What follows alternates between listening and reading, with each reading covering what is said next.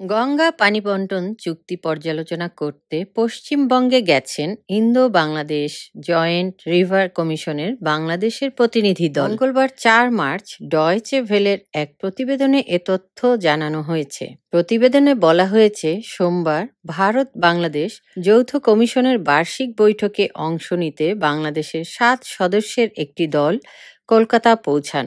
এদিন সন্ধ্যায় তারা ফারাক্কা গেছেন। একই সঙ্গে ভারত সরকারের একটি 6 সদস্যের দলও ফারাক্কা এসেছেন। সাবেক প্রধানমন্ত্রী শেখ হাসিনার পতনের পর প্রথমবারের মতো বাংলাদেশের প্রতিনিধি দল গঙ্গা পানি বন্টন চুক্তি আলোচনার জন্য ভারত সফর করেছেন। কলকাতা ও ফারাক্কায় 3 থেকে 8 মার্চ থেকে যাওয়া 86তম জেআরসি বৈঠকে অংশ নেবেন তারা।